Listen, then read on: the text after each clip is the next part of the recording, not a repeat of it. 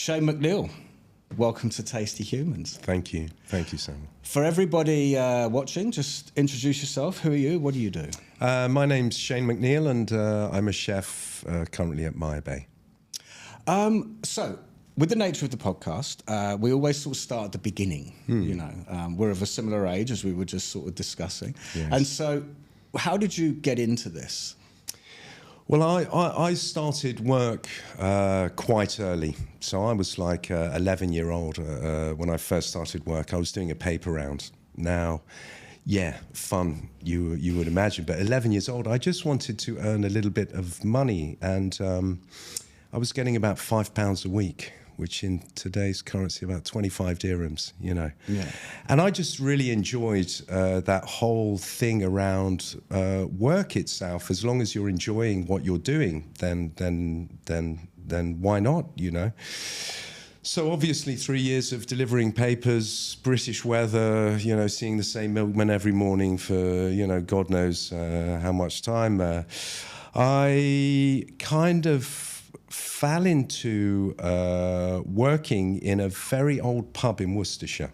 Mm-hmm. Now, this pub was built quite a few hundred years ago. It overlooks the grounds of the Battle of Worcester.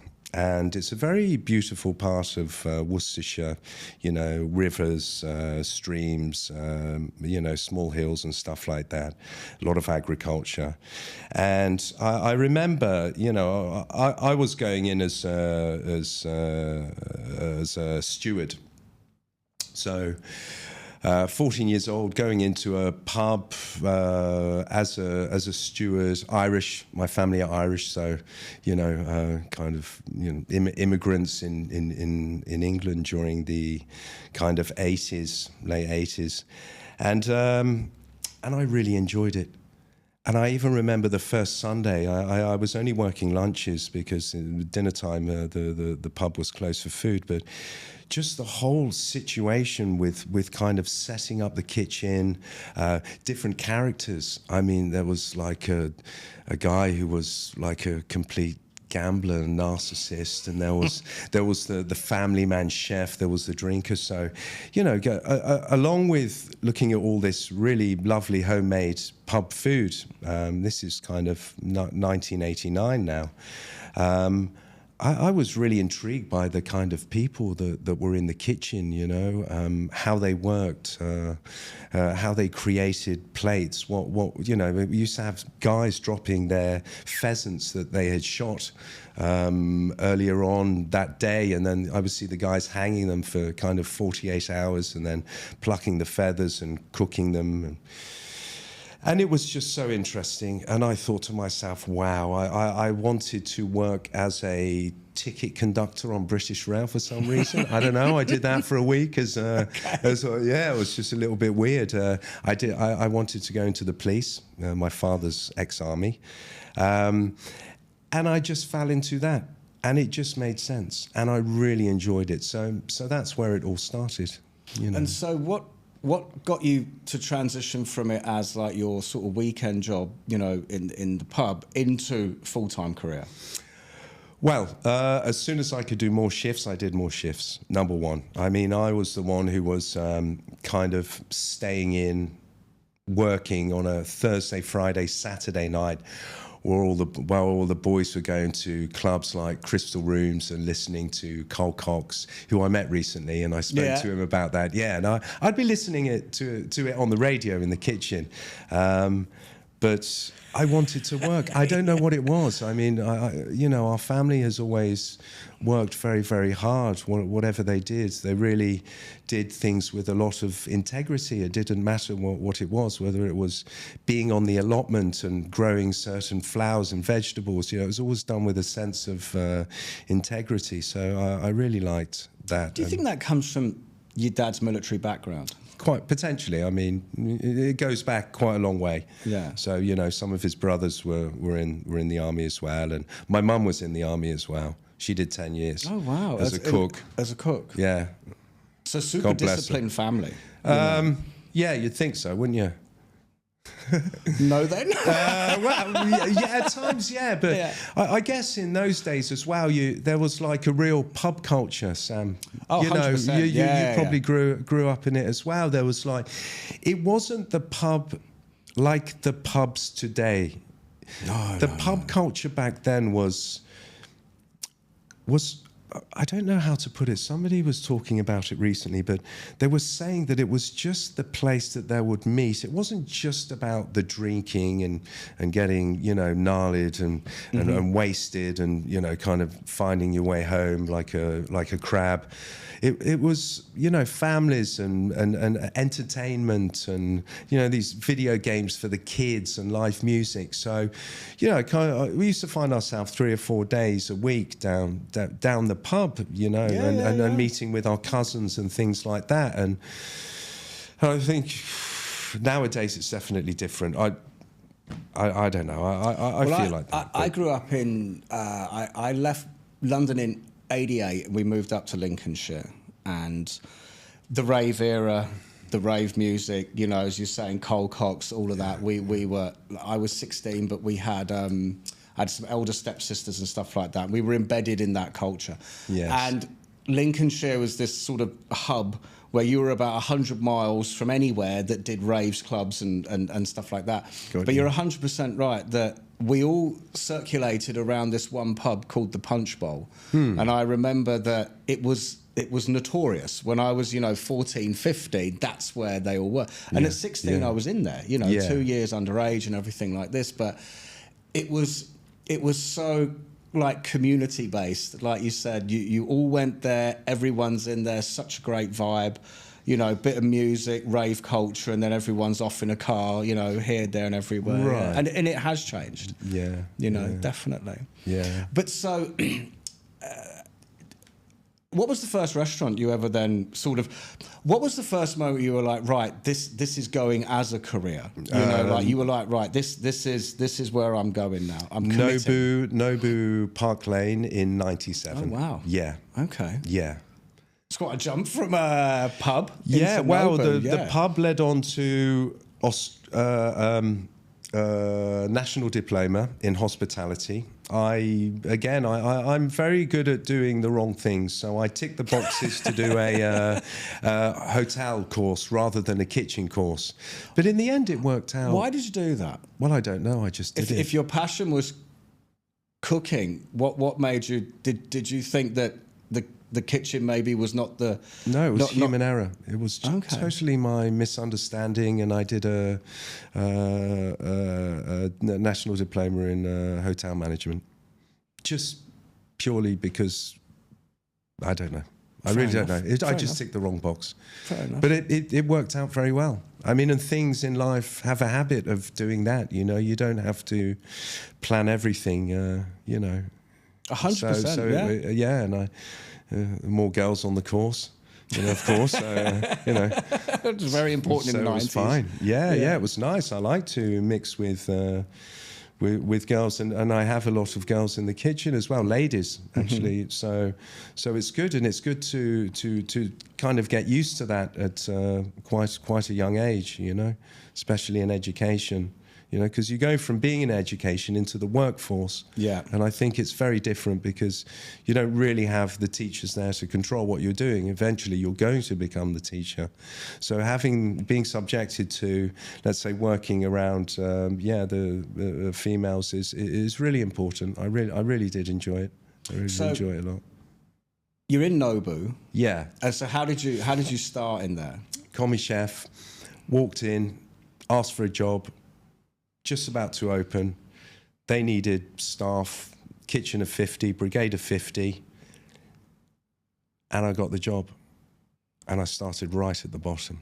Yeah. Yeah. Which is correct. Where it should be. Where it should be. Yeah. Yes. Why do you think that? I think I think also, I think because there are many reasons why I think that, but one of the reasons is because I don't think you need to learn everything as fast as you possibly can. I think taking time is is not a bad thing. You've got plenty of time to work in the kitchen. You know, I can say that 35 years on now.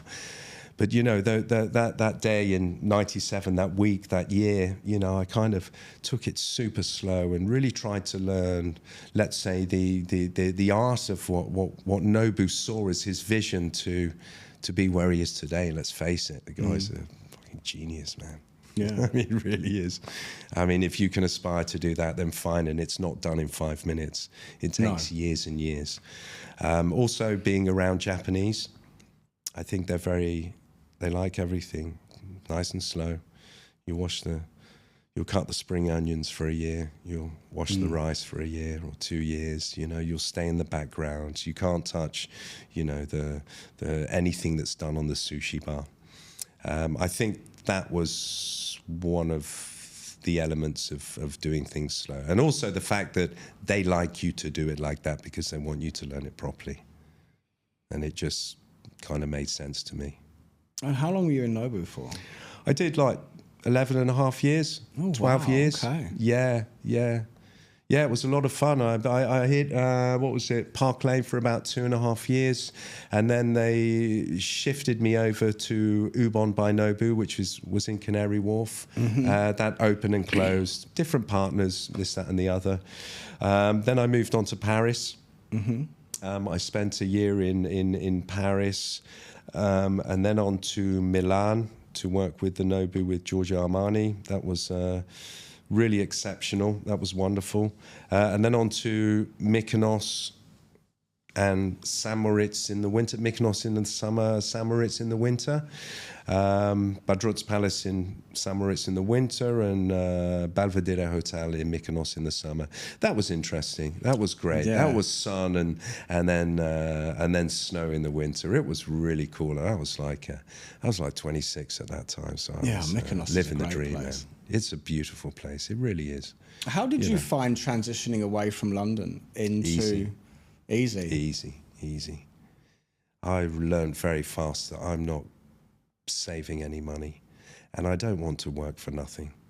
I'm not blaming anybody. It's just the way it is. Life is the way it is. Tax is the way it is.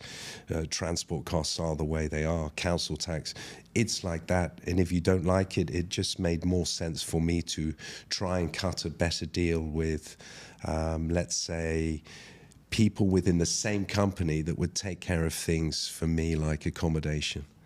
That's what I wanted. I wanted people to pay for my accommodation so I could put a little bit of money in my back pocket. Yeah. So what was the best country you've worked in, do you think, out of your Nobu experiences? Best? I mean, I don't know.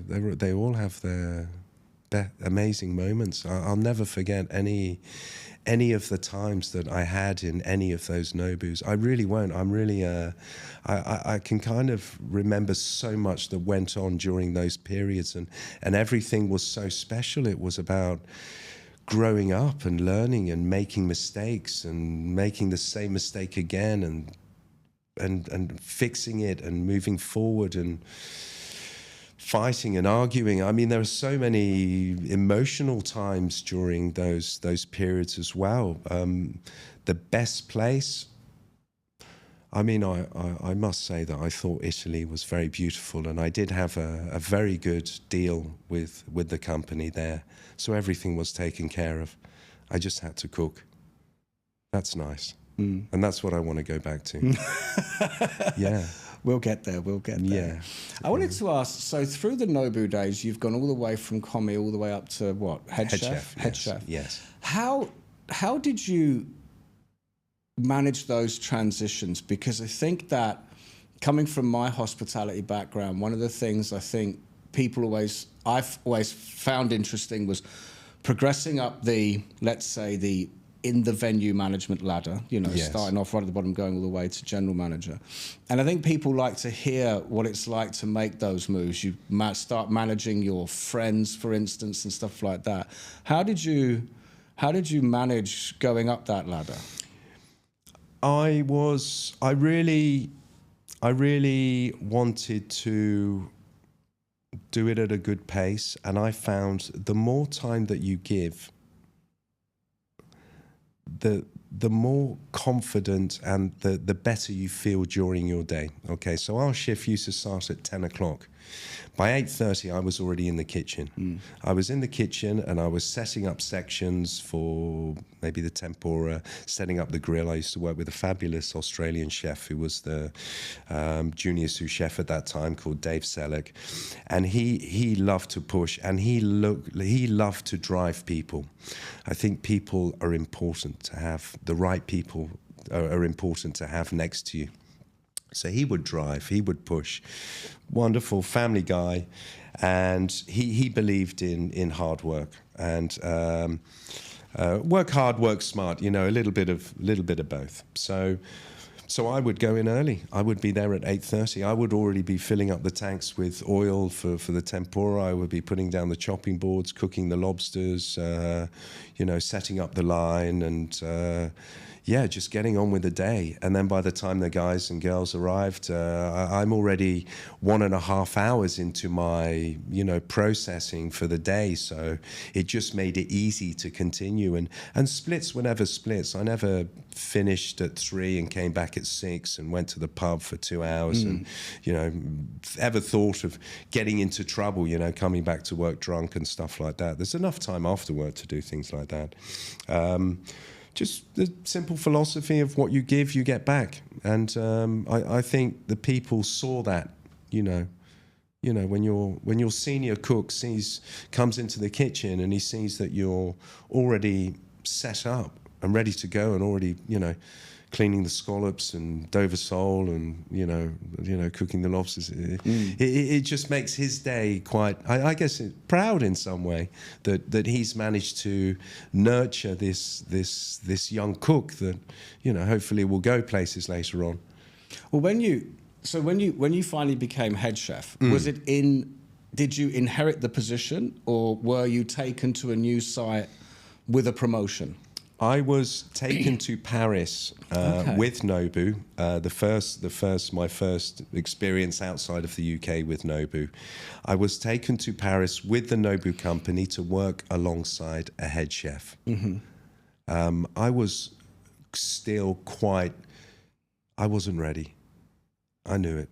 I knew it myself, and I was so happy that there was a French chef in Paris there by my side, and I would, he would run the operation and I would technically take care of the food, and it was a good strategic move by the company to do that. To sort of chaperone you into it. Right. Yeah. Right. Don't throw me into the fjords, kind of, he's come this far. Do we break? Do we test him? Does he lose his confidence? Does he get egotistical? Does he leave the kitchen and going crazy because he can't manage? He's still a young guy. So we got this guy, and and it worked well. I think it worked well.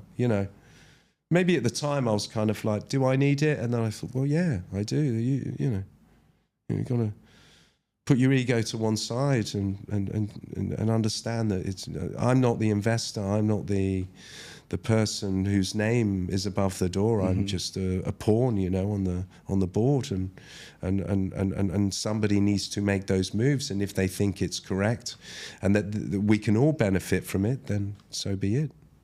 Let's go. How would you describe your sort of head chef management style? Are you a shouter?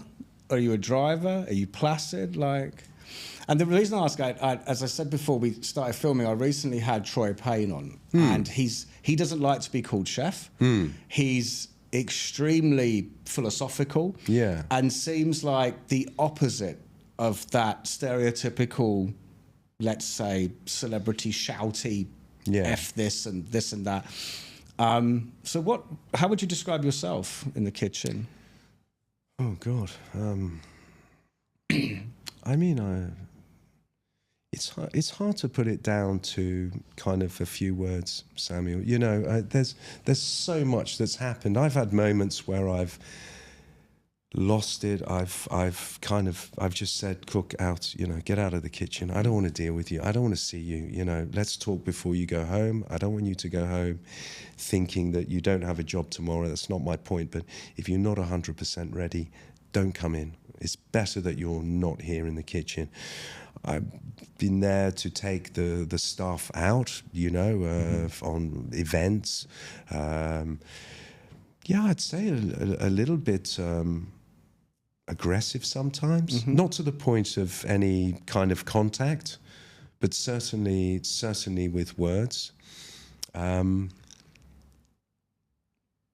Everything and anything, it's 35 years.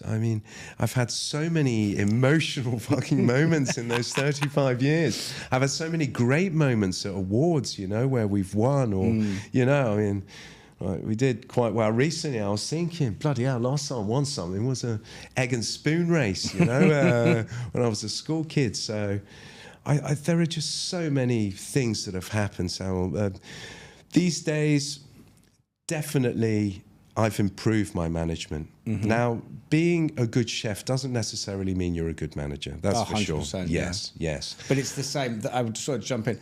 That's the same for any position in anywhere. In anywhere. Is that just because you were good at... Because one of my favourite management terms is... The easiest way to quantify management is you go from being judged on what you're doing to being judged on what other people are doing. Right. So going from a bartender to a bar manager, I no longer make the drinks, but I'm now responsible for the drinks other people make. So your whole commodity at work is totally different. Yes. Totally agree. And I completely support chefs my entire career, because I went in the kitchen once. I've told this story before, I won't go into it. Hardest thing I've ever done. Completely failed. It was like a management... To work in the whole company, I had to do 2 weeks in the kitchen. I had to be behind the bar, stuff like this. Interesting. And it was an utter mitigated disaster. And I'm the type of person that likes to think he's right all the time and great at everything. Okay. But I'm doing inside line on a Saturday in a restaurant in Manchester, and it was all under the assessment, and I couldn't do it. And I walked out of there. I'd been in restaurants for about 5 years, and I walked out there with an immense amount of respect. Because the reason I ask is that everyone in a kitchen has to perform at that level all the time. Yes. The minute that there's even one person that just isn't there, like you said, if you're just not there today, the whole thing can have a catastrophe. So absolutely, it's a very tough place to be. Yeah, do you want to ruin somebody's meal because because of the fact that you've had a ton of beer the night before? Is beer going anywhere tomorrow? It's going to be here longer than we are. Why do we have to ruin someone's dinner because of our indulgence in life? Well, I think the important thing is to understand that you're actually cooking someone's dinner. Yeah. Servers are serving someone's dinner. Yeah. Managers are creating an environment for people to dine in. Yes. It's not just a... what's the right word? It's not just a come to work, do your job, go home type environment. No. There's a lot of emotions riding on it, especially for the guests. Yes. Yeah. So you come to Dubai after that little deep interlude there. You come to Dubai and you've ended up Shanghai Me, is that right? No, I actually worked with after Nobu. I went to work with Cipriani. Okay. Yeah, I did 4.5 years with them. We started with a very little restaurant called Yoto in Yas Island, on Yas Island, sorry. Very, very quiet times those days. It was 2011. So Yas Island in those days, it was like a bloody ghost town. And then he just moved us around. We'd do Formula One. Straight after that, we'd be going to Miami, do like 3 months in Miami. Then we'd come back and do like 2 weeks in London, and then go on to the summer in Ibiza, and then back to Carl Cox again. Right, yeah, Carl Cox. I went to Pasha once in 3 years of being in Ibiza, just to see what it was like. I don't think I ever was a club person. I went through that stupid phase in the UK, in London, but I never really pursued that. We were working pretty much every day. Yeah. You know what seasonal work's like. Yeah, hospitality. You're working whenever everyone else is going out. That's the whole nature of what's happening. I enjoyed it. I thought it was beautiful island. And so I spent 4.5 years with Cipriani, and that was excellent. I met some wonderful people. I worked with Giuseppe. He's a great mentor. I really love the way that he thinks. Him seeing his father in the restaurant in London at kind of 80 Arrigo with the tray serving the food. I mean, that gives you so much immense energy to continue doing what you're doing. That's why I say it's so much more than one thing or two things or 10 things or 100 things. It's everything. It's everything that you do every day. Do you smile? Do you slap on the back or a bit of bamboo? Or it's just everything that goes on throughout the day that gets you to the end of it, and then you say, "Wow, what a great day!" And the team's happy and they worked well, and so that was great. I really had a good time with Giuseppe. I really enjoyed working with him, and he gave me the opportunity to travel again. So then we met when MayaBay. Yes. Orange Hospitality. Yes. So how did your Orange Hospitality sort of journey begin? Orange Hospitality started when I was at Shanghai May, and after 2.5 years I left because of certain reasons. Yeah. Mm-hmm.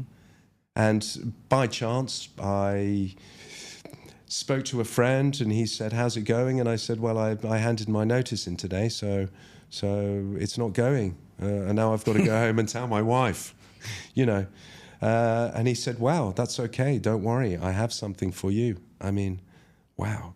Yeah. Some things you just don't plan, Excuse me. So I met Miss Omar. Mm-hmm. Yeah. It was wonderful. Everything was as I imagined it was going to be.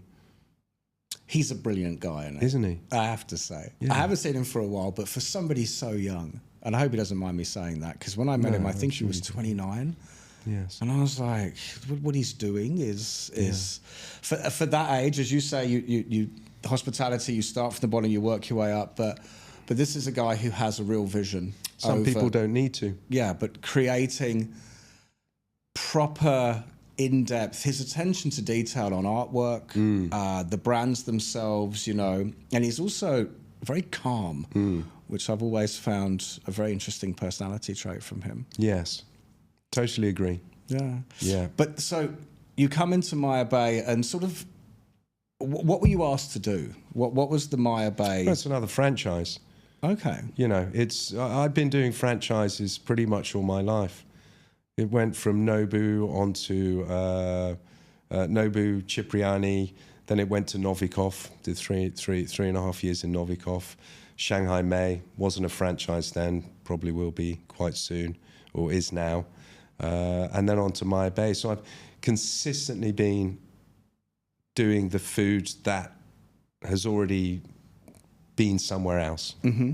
To the, we change little things, of course. We change things. We get into trouble for changing little things, but then that's all part of the fun, isn't it? Yeah, I was going to say, that's all part of the fun. Yeah, I love that. I've always been a bit of a one for getting into a little bit of trouble. I don't mind, it's sincerely done, if that makes any sense. It wasn't done to harm anybody. It was done for the benefit of the client more than anyone else, Well, I think that chefs, it's creative. It's a creative process. And I wanted to ask, how sort of, when you're constantly doing other people's food, how, I think you've already answered, but how does that actually go around in your head? Are you yearning to do your own thing? Yeah, I will. Yeah? I will, yeah, it's coming. What is that? Well, it's going to be a family-run business. That's all I can say right now. Yeah. Okay. Awesome. Yeah. My wife. I mean, she's a jack of all trades, but she was running a Café Marly in Paris, doing in the Louvre. We have an apartment next to the Louvre, so we go back to Paris quite a lot. She was running as a manager lunchtime 1,000 covers a day. And it's something that we've always wanted to do. But when you talk about family business, A lot of people use that term, but I don't believe. I don't believe. They use it because they want to use it and they want to make you believe something. But are you alluding to companies that say the heavily cliched term, join our family? Yeah. Yeah. Might strike a chord here. This is business. Where it is quite a bullshit term, isn't it? Well, I'll tell you when I'm working with my wife, because I'm sure I'm going to go deaf in one ear, at some point, because there's going to be lots to do. I'm happy to say it. The companies that say be part of our family and join our family, where I do think that people sell this, like you said, it's business. People sell this thing where you're part of this, how do I say it, sort of friendly team, and that, be part of us. But then when you get on the inside of that, a lot of it is just business. Yeah. And you can be, I suppose, as they say, treated as a number, Yeah. And is this something that when you start your own proper family business, you're looking to sort of erode? Like everyone's going to have a purpose, you feel there could be more value in it for you? Well, I mean, it's going to be, I've been working big numbers, Samuel, since 97. I mean, we were doing 400, 500, 600 covers a day in Nobu with a bloody Michelin star. I mean, go figure that out. But there was, Guide Michelin, respectively, has always How many been covers about in the restaurant? Consistency. It was about 200 seats, Yeah, 220 so you're turning seats. It 3 times. Yeah, turning it 3 times. Yeah, that's hectic. Yeah, that's hectic. But amazingly done. Then on to other restaurants. I spent a little time with John George in Vong at the Berkeley Hotel. That was 200 covers a night. But I've just always been doing lots and lots of covers, And is it, but this, even up to now, MayaBay 250, 300, high season, New Year's Eve 400. It gets a time where it's like, but as I was going to say, so the gas, dude. Is this something where you are looking to sort of you mentioned before that we were talking about passion, yes. And I think an interesting thing to sort of dive into is that word, that where's your passion lying now? I need to go back to where it all started. I need to go back to the beginning. I'm not talking about the steward. I couldn't do that for another 3 years. But what I am saying is I just want to cook with a very small team, know. You got to deal with people. We got 43 staff members back of house in our kitchen. 43, that's 43 different people to deal with every day. And I love that. I love that. But spending so much time with people, those moments, it takes you away from the cooking and the producing. I'm not talking about producing on a mass thing, but maybe it takes your mind away from maybe creating something, because you've got to deal with something else, and that's fine, it's okay. But you've only got so many hours in the day to do what you need to do, and somebody always wants something else. So, as soon as you get in the kitchen, you'll find yourself bouncing around like a tennis ball some days, and you kind of feel that you really didn't get much done, although you probably did for a lot of people, you just don't feel kind of, how would you say? You don't feel like you accomplished what you wanted to that day. So, strip it all back. Yeah. And what do you want to accomplish in a day? I'm fine working on the grill and running the pass. I'm all right with that. I'm good at that. So why not do something you're good at and you enjoy? I mean, it's not even working. Imagine being in a beautifully designed kitchen that you designed for your food to serve your guests. It's not work. It's probably the best situation that I could potentially find myself in. I'll hire someone for the HR. Hire someone to take care of the food costs and the purchasing. I've done it. I've done it. I've experienced it. I've stayed up until 3 o'clock in the morning doing it and redesigning menus and that. So yeah. Yeah, and I've missed so much of my family life. You know, it's my fault. I'm not certainly blaming anybody. I'm not blaming the industry. I'm not blaming my wife. That's for sure. But you know, having that business may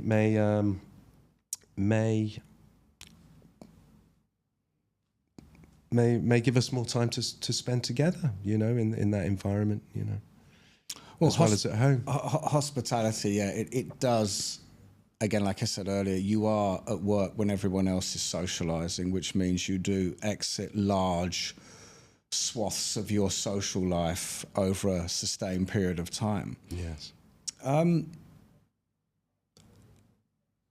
How are you putting this together? Like, I know you kind of, I don't know how to ask it. It's sort of, I suppose, what are the next steps? You know, what's the next sort of year, 2 years looking like in trying to do this? Is this a reality or yeah, this is 100% reality. Yeah, this is moving forward. I'm still happy with consulting in Dubai. I think Dubai is an excellent city. I certainly don't want to stay here all year round. I do believe that there are so many beautiful places to visit and so many possibilities as a cook to go and do consulting in different cities. I came back from Beirut yesterday. I mean, amazing. I love it. What a great city. You know, back to life. You know, there's a beautiful restaurant scene there. Products are good. You know, it was a great week bombing around the city. You know, sometimes in a van, other times, you know, like a 2CV and you know, then a Range Rover, but just to get to places, you know, to see what's going on. I really enjoyed that. So yeah, the plan is happening. It's moving forward. Everything, like I say, I'm definitely in the story of the what is it? The hare and the tortoise. I'm definitely the tortoise, and it has taken time, but I'm happy for that. I think it's important to be patient. You know, when you're opening your own place, you want to think that you've made all of your human errors, which are quite natural, elsewhere, so that by the time that you get to the point of, you know, doing it for yourself, and that you would make less of those errors for yourself, and to have learned from all of I've done 23 openings, so I've learned so much from so many different people. What have been some of the toughest openings you've done? I've done quite a few. Shanghai May. Yeah. Yeah. How did that? Savage. Because opening, that was savage, man. Openings are rough. Yeah, some openings can be very rough. Yeah. People are savage. Samuel, people are savage. Whichever way. They want something. They want it now. That's it. They want it now. Yeah. Who is they? Owners? Yeah. Investors? Yeah. Sure. Yeah. Executive chefs? Yeah. CEOs? COOs? General managers? Chefs? I mean, all. You know. Sorry, it's only because we are recording a podcast. Yeah, it's okay. And you've done 23. You've done a lot of openings. I've done a lot of openings, and it's like, I think in which one to refer to, because some openings can be brutal, and I know exactly what you're talking about, and it's so. Without being able to sort of tap into fundamental moments, it's like, what do you think are the things that have derailed them? You know, look, one thing I would like to add there is I just wanted to caveat that. So I just want to caveat that, because Dubai is brutal for a restaurant market. There are restaurants opening all the time, you know, and. I opened a restaurant once here called Canary Club, and a very wise man involved in that, which I won't name, said to me, if you don't open correctly, you know, you're in big trouble. And fortunately, it's still there, so it did open correctly. Well done. But if you don't, and I've learned a lot in this, it's such a true statement. So it's like, how do you sort of convey that? What are the things people can do better to open? Say speed the bloody construction up a lot. Yeah, Canary Club was 6 months delayed. Right. I mean, come on, guys. You know, if you've got 20 and you know you need 40 to get it done on a 90-day window, you need 40 and that's it. Also, the chef. I mean, look, I'm certainly not pointing fingers to anybody. It's not what I'm here to do. No. You've also, as a chef, got to be in the right frame of mind. And anything that happens during that period that's demotivating can demotivate you and your connection with the people that you may thought were, or your cooks in the kitchen. I mean, there's so many parameters involved in an opening to get it right. So many, and just some just don't go right. I mean, others just have been spectacular. Team in night before, prep, open up next day, 60 for lunch, bim boom bam, that's it. Others we're struggling, couldn't find that formula. You've got to get that formula right, and sometimes those are the best times when you struggled to get to where you wanted to be because you were aiming there, and because they pressured you and pushed you and broke you down, you get there, man. You get far above where you were wherever you thought you were going to go. You did so much better than you thought you would do, and you're doing kind of 100,000 net every day and pumping and 300, 400, 500 covers, and it just works, So what were some of the best openings you did then?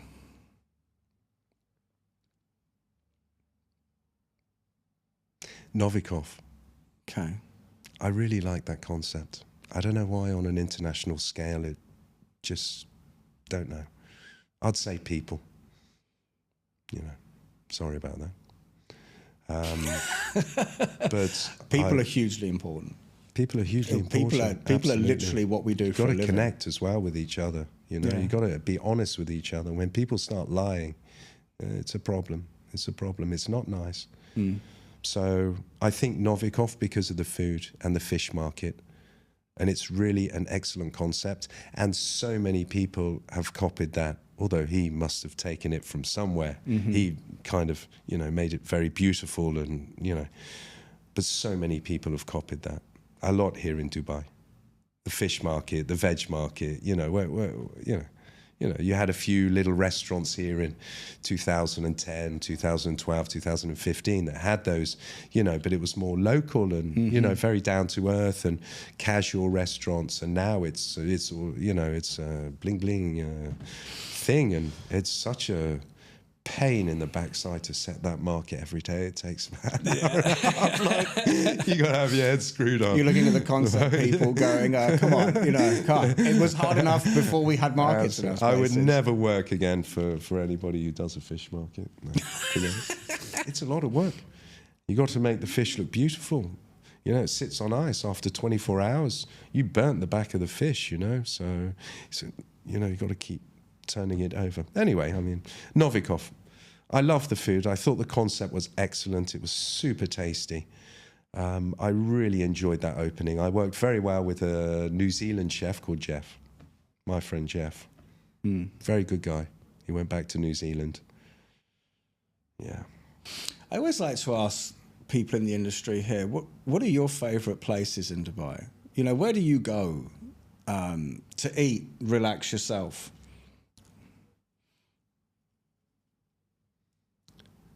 I mean, Sam, honestly, I think now my family and we don't really eat out that much. I thought you'd say that. Yeah. So we've been here since 2015 together, my wife and my kid.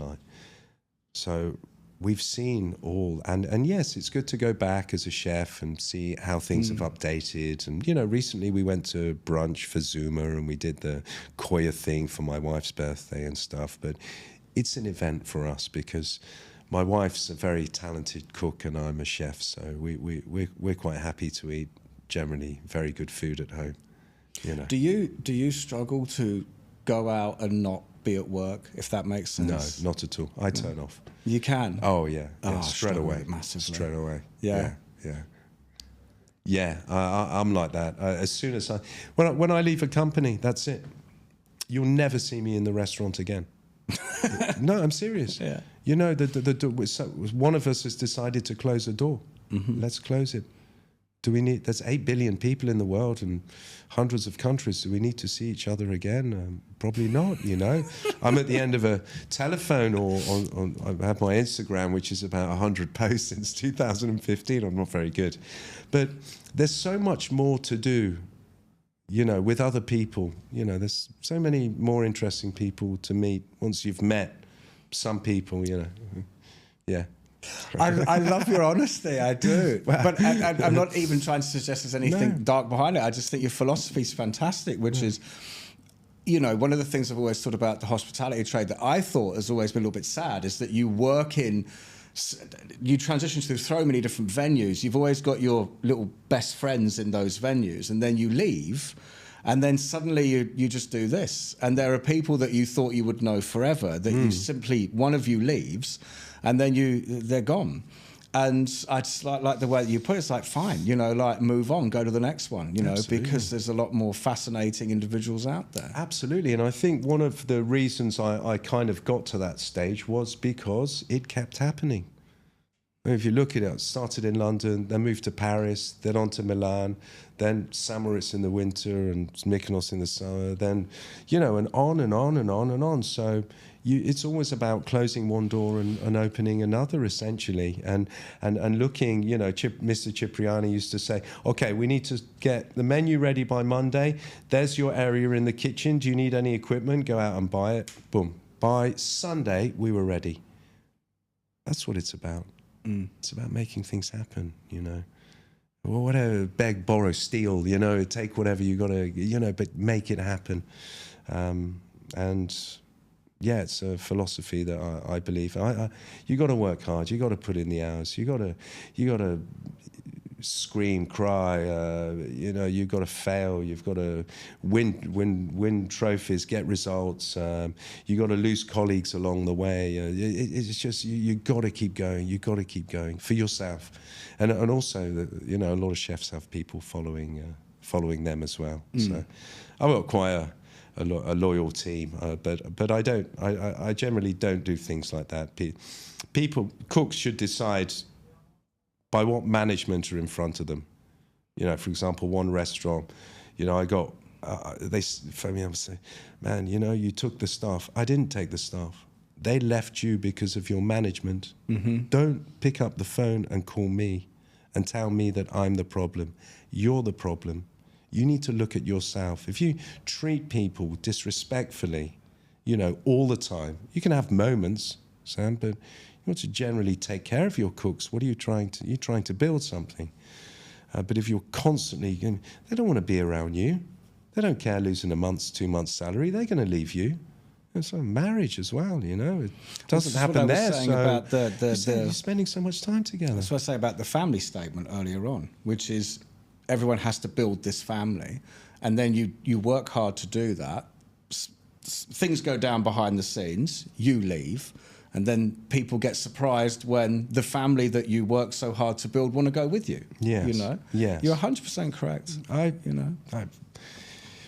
Probably for some people and for others not, you know. But it's happened. It happened. There's no changing the past. It's, you know, it's just trying to improve on the future. You should write a book. You ever thought about that? Yeah. I'd like to do a lot of things. It's not like a serious thing to say at the end of this podcast, but it's like I sense you've got some absolutely fascinating stories about your time going through all of this, because, you know, we don't know each other that well. No. You know what I mean? There isn't. Yeah. I'll be I'd like to be super transparent on this, as you know, which is we met once, I think, I can't remember, like I said, 3 years ago. Right. But talking to you in this format, I just think there's like, it's like having a long conversation over a drink about this industry off camera, as they say. I would think would be absolutely fascinating about some of the things that you've been through and witnessed and the people you've been exposed to, you know. So it's been amazing. Yeah. It's really been amazing. I'm thankful for but you so much. say it, I have to be honest, you say it in a way where it's like it's been amazing for all the right and wrong reasons. Yeah. Like the entire experience, I feel that you've got like a hedonistic view where you look back and you go, wow, like this is a. Where did you got to consider where you came from? Yeah. Where did I come from? I come from streets playing Kirby with my sister, you know, and growing up in a small town, and then you get to this, and it's wow. How can you not celebrate that? Yeah. And scarred along the way, definitely deep, you know, really deep. Yeah, that's what I'm saying. You know, deep. I get it. But it's all part of what happens today, you know, what it changes your mindset on how you deal with people and how you work with people, how you relate to people, how you hire people, how you write recipes. You know, it's like a snowball effect to where you want to be. And if it's already been great, then it can only get greater, you know.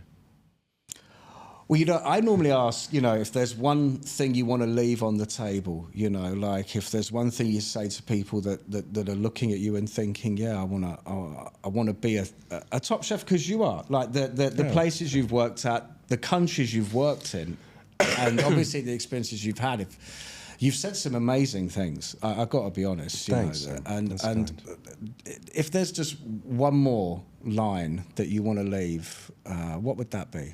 I would say always put other people first at the beginning. At the beginning? Yeah. Put people first. At the beginning. I was going to say, when does that transition into? Well, your cooks. I mean, look, you put somebody first. I put somebody first for 2 years. Mm-hmm. There's no time on it. But I'm saying in the beginning because it could be a 10-year, you know. So, as I say, you know, from 2019 up until now, I've had pretty much the same team. Like, give or take, 70% the same team, which is amazing. Amazing. Now, the people that left or pushed themselves out, because I don't push people out, when I say put people first, I put all the people first, I would say, from then until now. And the people that left are the people that maybe took advantage of that situation. Mm-hmm. Make sense? Yeah. Yeah? Yeah. They pushed themselves out. I didn't need to ask them to leave. They left because they could feel it. It's that feeling you get from another human being. You know, does he like me? Does she like me? You know, we all got feelings and emotions. So we should be using them and not becoming sassy or, you know, stupid or anything like that, but really understanding, does that chef want me in the kitchen? What did I do wrong? So always putting people first. It's really important for me. Like people put me first a lot of the time in my life. You got to give it back. So I always put my family, of course, but the cooks in the kitchen as well, the staff, front of house staff. What a great job. I couldn't imagine dealing with 150 people every day. I'd be in prison. Yeah, come in already having a bad day, bad meal, I don't like this, don't like that, I want this. What? Honestly? Come into our house, you sit down. If you're not having a good time, okay, there's a way to say it. And, you know, I know how hard these people work in the kitchen. You know, even my cooks. Some mornings I go in at like 9:30 and the guys are already there. They don't start until 10. They're going somewhere. Mm. And I hope it's better than where I ended up, you know. All of them. Because if they don't want to be a chef, they shouldn't be in our kitchen. They shouldn't be in there. We're trying to give not just the best standards for cooks, but to become chefs, but also the integrity of being honest with yourself, you know, being a good person. There's nothing wrong with being, you know. So, yeah. Anyway. Fantastic. Blah, blah, blah. No, listen, a fantastic way to end. Shane Macneill, thank you so much for coming in. That was tremendous. Thank you so much. And I wish you all the best. Thank you. Thank you. Thank you. It's very kind. Thank you for having me. No, thank you for coming. Yeah.